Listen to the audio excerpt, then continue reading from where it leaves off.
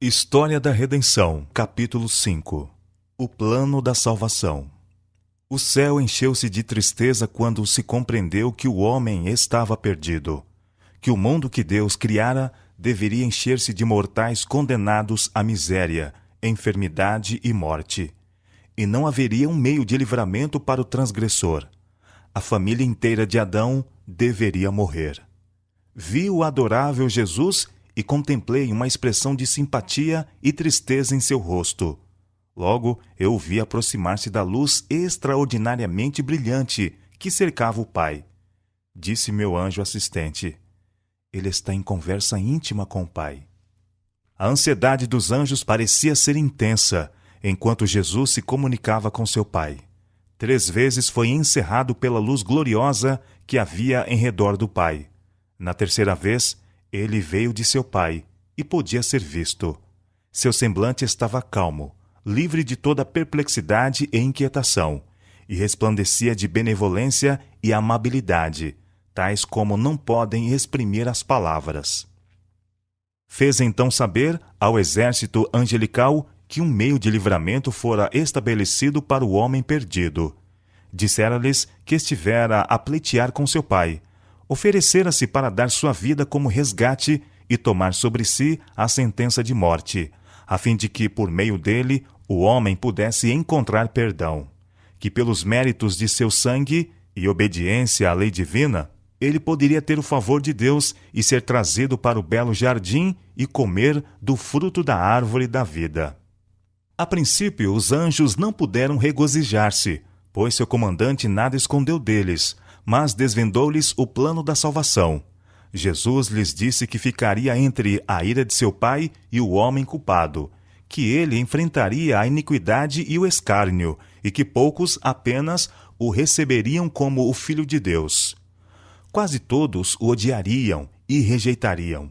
Ele deixaria toda a sua glória no céu, apareceria na terra como homem, humilhar-se-ia como homem, familiarizar-se-ia pela sua própria experiência com as várias tentações com que o homem seria assediado, a fim de que pudesse saber como socorrer os que fossem tentados.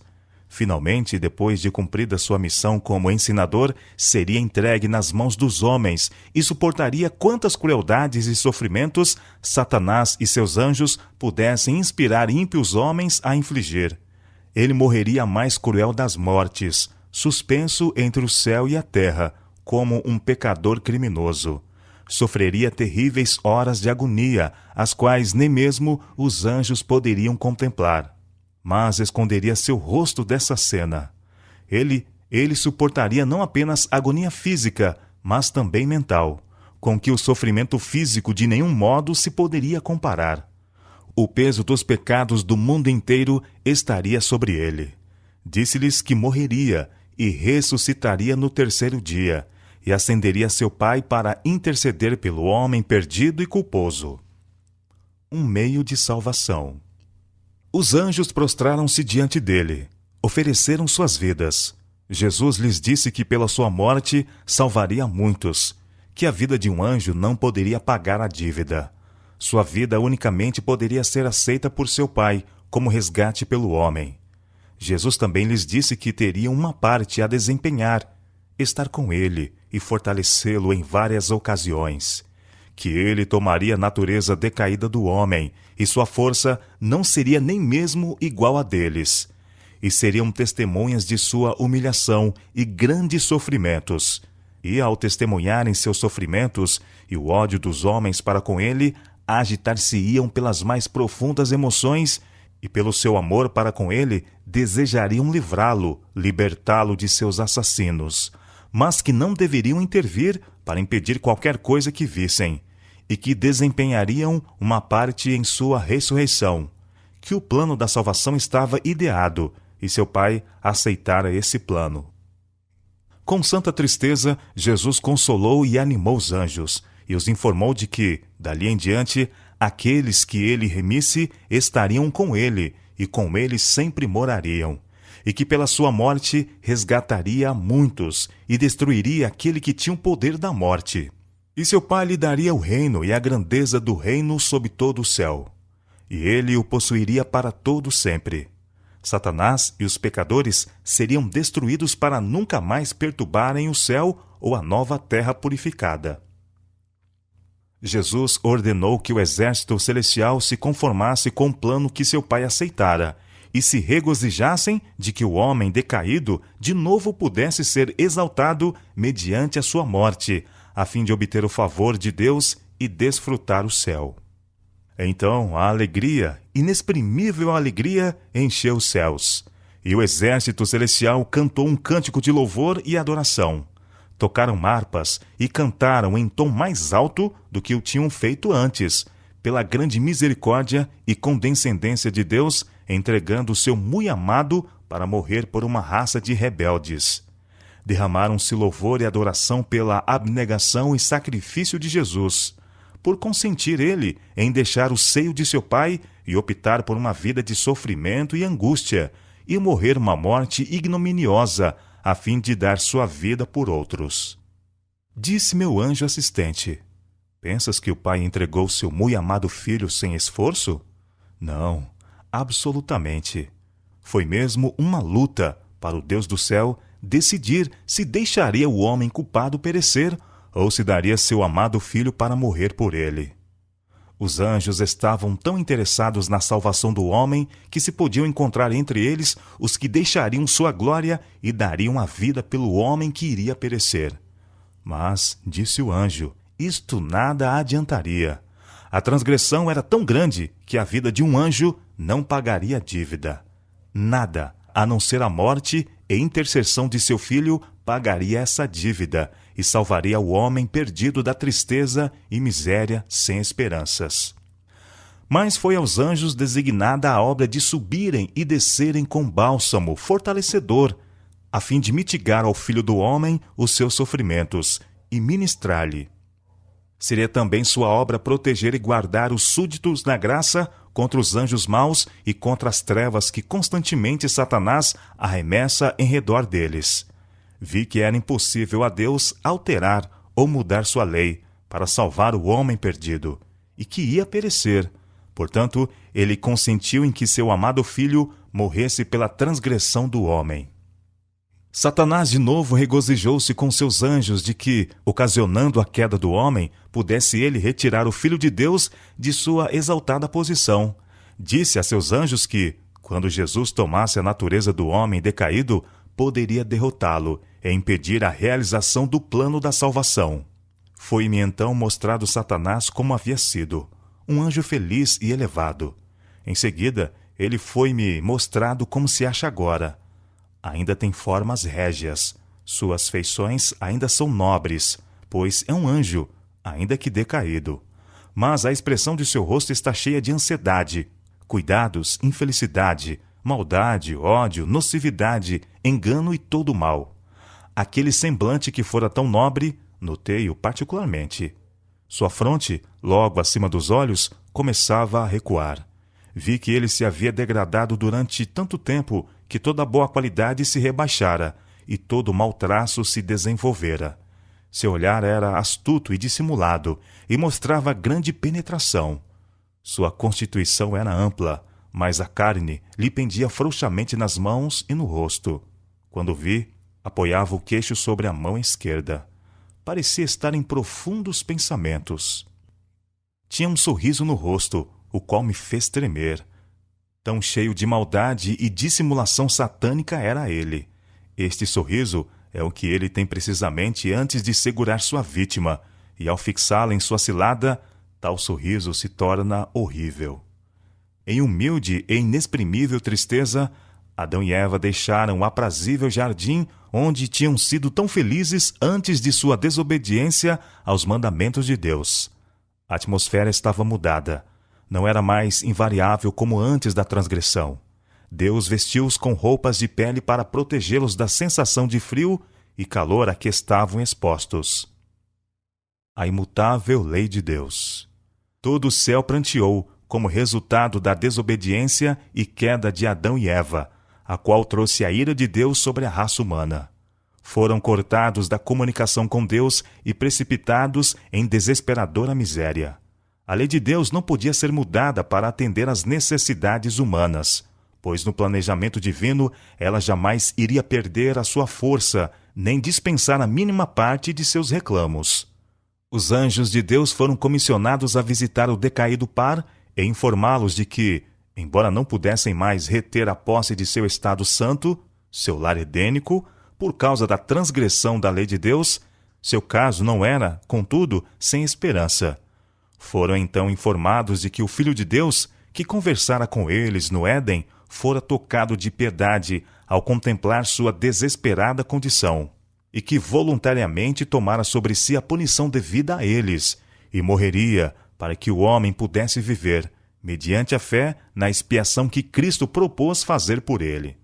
Mediante Cristo, a porta da esperança estava aberta, para que o homem, não obstante seu grande pecado, não ficasse sob o absoluto controle de Satanás. A fé nos méritos do Filho de Deus elevaria o homem de tal maneira que ele poderia resistir aos enganos de Satanás. Um período de graça se lhes ia concedido, pelo qual, mediante uma vida de arrependimento e fé na expiação do Filho de Deus, ele pudesse ser redimido de sua transgressão da lei do Pai, e assim ser elevado a uma posição em que seus esforços para guardar a lei fossem aceitos. Os anjos relataram-lhes a tristeza que sentiram no céu, quando foi anunciado que eles tinham transgredido a lei de Deus, o que tornou necessário que Cristo fizesse o grande sacrifício de sua própria preciosa vida. Quando Adão e Eva compreenderam quão exaltada e sagrada era a lei de Deus, cuja transgressão fez necessário um dispendioso sacrifício para salvá-los e a sua posteridade da ruína total, pleitearam sua própria morte, ou que eles e sua posteridade fossem deixados a sofrer a punição de sua transgressão, de preferência a que o amado Filho de Deus fizesse este grande sacrifício. A angústia de Adão aumentou. Viu que seus pecados eram de tão grande magnitude que envolviam terríveis consequências.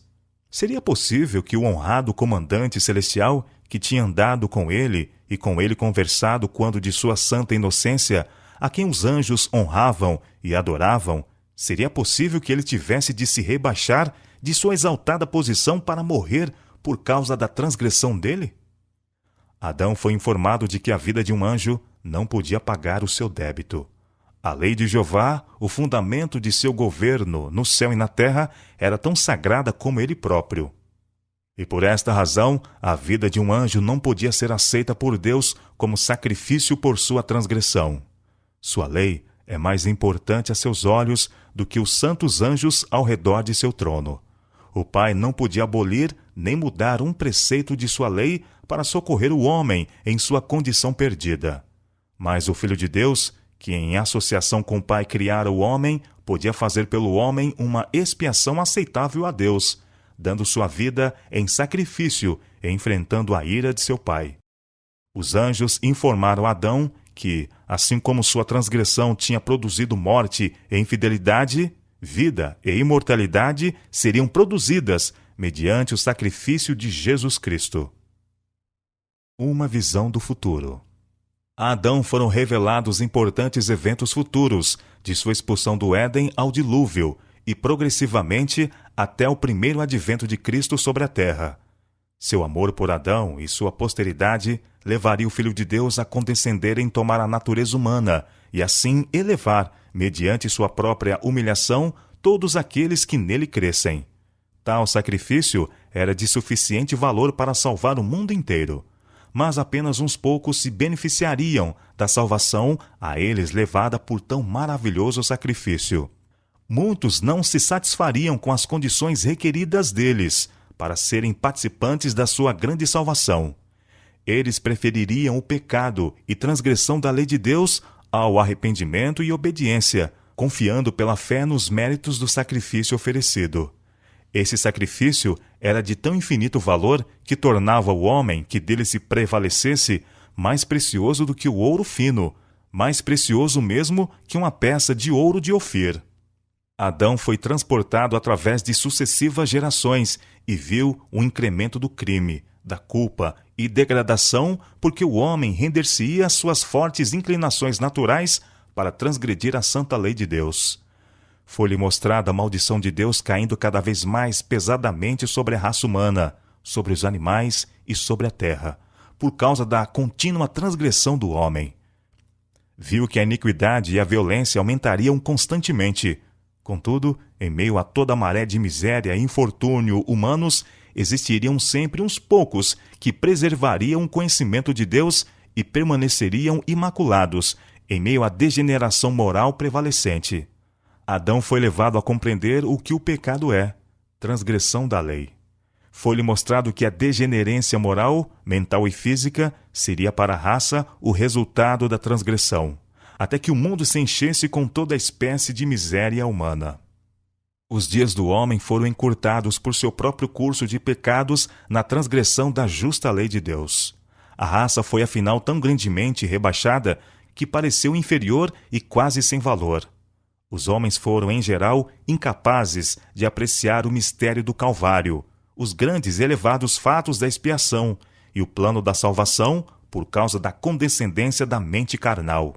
Contudo, não obstante a debilidade e enfraquecimento do poder mental, moral e físico da raça humana, Cristo, fiel ao propósito pelo qual deixar o céu, mantém um interesse pelos fracos, desvalidos e degenerados espécimes de humanidade e convida-os a ocultar nele suas fraquezas e grandes deficiências. Se vierem a ele, ele suprirá todas as suas necessidades. A oferta sacrificial. Quando Adão, de acordo com as especiais determinações de Deus, fez uma oferta pelo pecado, isto foi para ele a mais penosa cerimônia. Sua mão devia levantar-se para tirar a vida, que somente Deus podia dar, e fazer uma oferta pelo pecado. Pela primeira vez teria de testemunhar a morte. Ao olhar para a vítima ensanguentada, contorcendo-se nas agonias da morte, ele devia contemplar pela fé o Filho de Deus, a quem a vítima prefigurava, e que devia morrer em sacrifício pelo homem. Esta oferta cerimonial, ordenada por Deus, devia ser para Adão uma perpétua recordação de sua culpa e também um penitente reconhecimento de seu pecado. Esse ato de tirar a vida deu a Adão um profundo e mais perfeito senso de sua transgressão, que nada menos que a morte do amado Filho de Deus podia expiar. Maravilhou-se ante a infinita bondade e incomparável amor que podia dar tal resgate para salvar o culpado. Ao matar Adão, a inocente vítima, pareceu-lhe estar derramando o sangue do Filho de Deus por sua própria mão. Sabia que se tivesse permanecido firme em Deus e leal à sua santa lei, não teria existido a morte de animais nem de homens. Todavia, nas ofertas sacrificais que apontavam para a grande e perfeita oferta do amado Filho de Deus, apareceria a estrela da esperança para iluminar o escuro e terrível futuro e aliviá-los desta completa desesperança e ruína. No começo, o chefe de cada família era considerado governador e sacerdote de sua própria casa. Depois, ao multiplicar-se a raça sobre a terra, homens divinamente apontados realizavam esse solene culto de sacrifício pelo povo.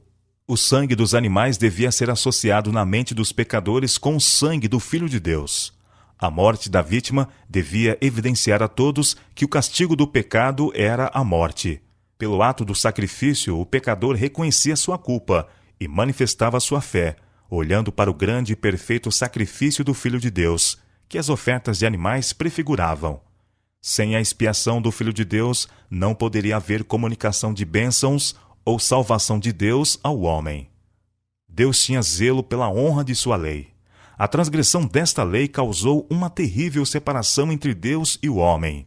A Adão, em sua inocência, fora assegurada comunhão direta, livre e feliz com seu Criador. Depois de sua transgressão, Deus se comunicaria com o homem mediante Cristo e os anjos.